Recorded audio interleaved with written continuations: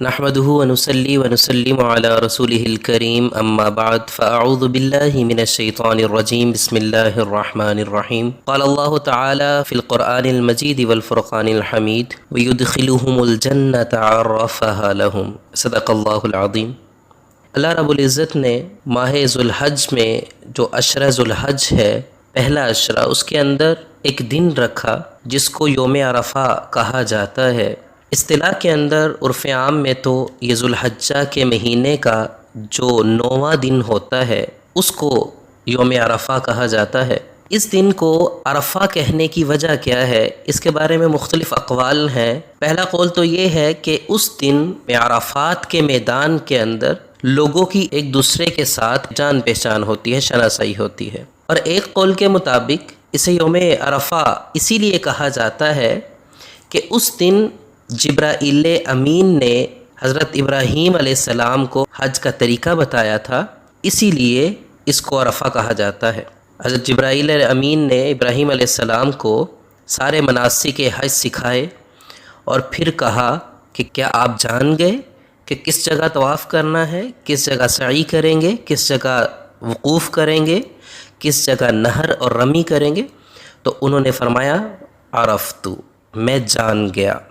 تو یہ جاننے کے میننگ سے اس کا تعلق ہے، اسی کی نسبت سے اس کو یوم عرفہ کہا جاتا ہے۔ اور بعض حضرات کے نزدیک اللہ تعالیٰ کا یہ جو قول ہے وَيُدْخِلُهُمُ الْجَنَّةَ عَرَّفَهَا لَهُمْ، کہ اسے خوش منظر بنایا، جنت کے بارے میں یہ تذکرہ ہے کہ جنت میں داخل ہوں گے تو اس کو ہم نے خوش منظر بنایا، تو اس دن اللہ تعالیٰ انہیں مغفرت اور عزت عنایت کر کے خوش کرتا ہے حاجیوں کو۔ عرفات کے میدان کے اندر اللہ تعالیٰ ان پر اپنی خصوصی کرم اور فضل جو ہے وہ اس پہ نازل کرتا ہے، جس کی وجہ سے اس کو عرفہ کہا جاتا ہے۔ اس دن کی فضیلت جو ہے وہ نبی کریم صلی اللہ علیہ وسلم سے بڑی ہی تاکید کے ساتھ جو ہے وہ منقول ہے۔ نبی کریم صلی اللہ علیہ وسلم کی حدیث کے مطابق یہ مسلم شریف، ابو داؤد شریف، ترمذی شریف، ابن ماجہ اور دیگر کتب میں حدیث کی کتابوں کے اندر یہ حدیث موجود ہے۔ فرمایا کہ مجھے اللہ تعالیٰ کی ذات سے امید ہے کہ وہ یوم عرفہ کے روزہ رکھنے کی صورت میں گزشتہ سال اور اگلے سال کے گناہ بخش دے گا۔ یعنی جو بندہ یوم عرفہ کا 9ویں ذی الحج کا روزہ رکھے گا، اللہ تعالیٰ اس کے گزشتہ ایک سال کے اور آنے والے کمنگ ایئر کے گناہوں کو معاف فرما دے گا۔ تو یہ کتنی زیادہ فضیلت ہے صرف ایک روزہ رکھنے کی وجہ سے، اور یہ صحیح حدیث مبارکہ ہے اور حدیث کی تمام بڑی کتابوں کے اندر یہ موجود ہے۔ تو ہم سب کو یہ کوشش کرنی ہے کہ اس دن ہم روزہ رکھیں۔ اگر پہلے عشرہ سارے روزے یکم ذوالحج سے نہیں رکھ سکتے تو ایک روزہ یہ لازمی رکھیں، یہ نفلی روزہ، اس کی اتنی فضیلت، ہر سال روزہ رکھتے جائیں تو اللہ تعالیٰ پچھلے سال کے اور آنے والے سالوں کے جو ہے وہ گناہوں کا کفارہ کرتے جائیں گے۔ تو سستا سودا ہے، ہمارے پاس موقع بھی ہے، ہمارے پاس اس کا اجر لینے کا ایک بہت ہی اہم موقع ہے، اس کا ہم اس موقع سے فائدہ اٹھا لیں تو بہت بڑی بات ہے۔ اس کے علاوہ ایک بہت ہی حساس سوشل میڈیا پر بحث چل رہی ہے کہ 9 ذی الحجہ کا روزہ جو ہے وہ یوم عرفات کی وجہ سے رکھا جاتا ہے، لہٰذا جب سعودیہ کے اندر عرفات کے میدان میں لوگ جب جمع ہوں گے تو اس کی وجہ سے اسی دن روزہ رکھا جائے گا، اگرچہ دوسرے ممالک میں تاریخ الگ ہی کیوں نہ ہو۔ یہ جو بحث ہے یہ اس سے پہلے نہیں تھی، یہ چند سالوں میں یہ اختلاف جو ہے وہ سوشل میڈیا کی وجہ سے اٹھنا شروع ہوا، اس سے پہلے اس پہ کوئی اختلاف نہیں تھا۔ تو یہ جو فتنہ ہے یہ کم علمی کی وجہ سے ہے، اور اس سے بہت زیادہ علمی اور دیندار لوگ بھی متاثر ہو رہے ہیں۔ تو اس پر میں مختصر سی جو ہے وہ وضاحت دینا چاہوں گا کہ یہ بات ذہن نشین فرما لیں کہ 9 ذوالحجہ کو یوم عرفہ کہنے کی جو وجوہات ہیں وہ فقہاء نے 3 لکھی ہیں، 3 بیان کی ہیں، جس کی وجہ سے 9 ذی الحجہ کو یوم عرفہ کہا جاتا ہے۔ پہلے وہ وجوہات جانتے ہیں، اس سے جو نتیجہ نکلتا ہے اس کو دیکھیں گے انشاءاللہ۔ پہلی وجہ یہ ہے کہ 9 ذی الحجہ کو حج کرنے والے حضرات میدان عرفات میں وقوف کے لیے جاتے ہیں، تو اسی نسبت سے 9 ذی الحجہ کو یوم عرفہ بھی کہہ دیتے ہیں۔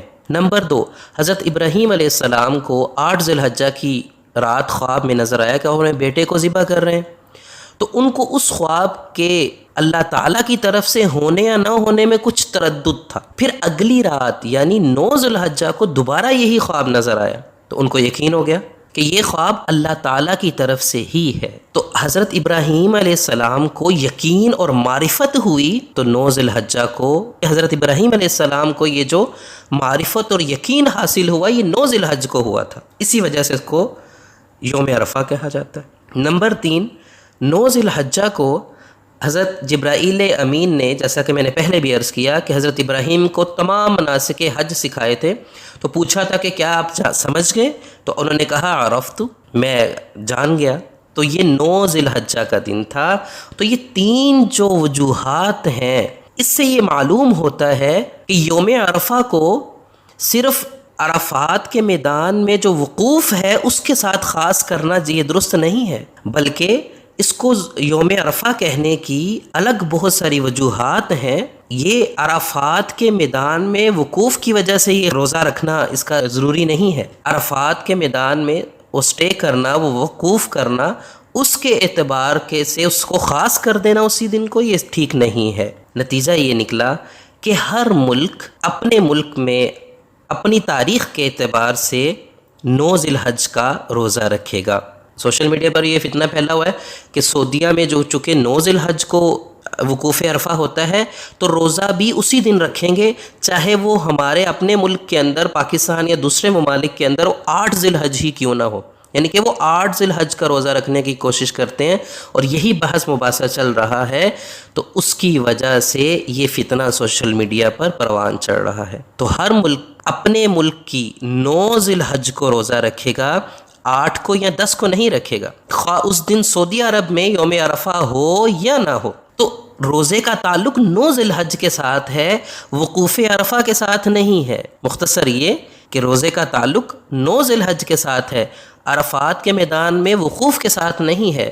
9 ذی الحجہ کی اپنی فضیلتیں ہیں۔ تو اسی طرح سعودی عرب کی جو رؤیت ہلال کی کمیٹی ہے، اس کا فیصلہ دیگر ممالک کے حق میں معتبر نہیں ہوتا۔ جیسا کہ نمازیں ہیں، ہر ملک میں جو نمازوں کے اوقات ہیں وہ اسی ملک کے اعتبار سے ہوتے ہیں، نہ کہ سعودیہ کے اعتبار سے ہوتے ہیں۔ تو اسی لیے روزہ بھی 9 ذی الحجہ کا ہی ہوگا۔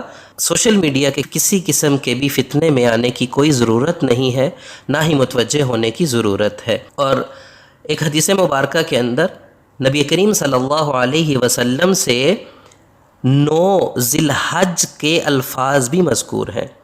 سوشل میڈیا پر جو بحث کی جا رہی ہے اس کا جو ماخذ ہے وہ رسول اللہ صلی اللہ علیہ وسلم کی جو احادیث ہیں جس کے اندر یوم عرفہ کے الفاظ ہیں اس کی وجہ سے، جبکہ دوسری یہ جو حدیث میں آپ کے سامنے پیش کر رہا ہوں اس کے اندر 9 ذی الحجہ کا باقاعدہ ذکر ہے کہ رسول اللہ صلی اللہ علیہ وسلم کے ذی الحجہ کے 9ویں دن اور عاشوراء کے روزے رکھا کرتے تھے۔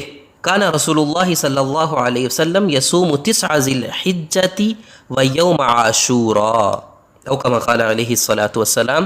یہ ابو داؤد شریف، نسائی شریف اور دیگر کتابوں کے اندر یہ روایت موجود ہے کہ رسول اللہ صلی اللہ علیہ وسلم ذی الحجہ کے 9 دن اور عاشوراء کے روزے رکھا کرتے تھے۔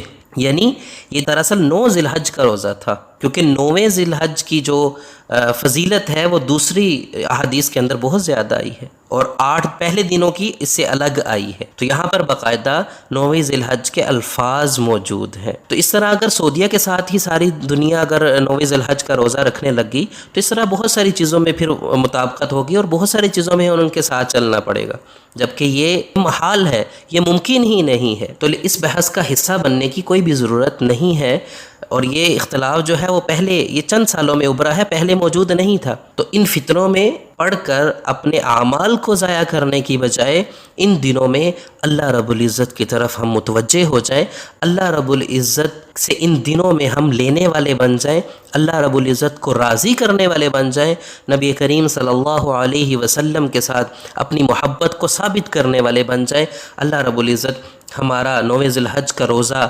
ہمارے اعمال صالحہ، ہماری قربانیاں، تمام کے تمام صدقات، زکوٰۃ، نیکیاں اپنی بارگاہ کے اندر قبول فرماتے ہوئے ہمیں آخرت میں اس کا بہترین اجر عطا فرمائے۔ وآخر دعوانا ان الحمد للہ رب العالمین۔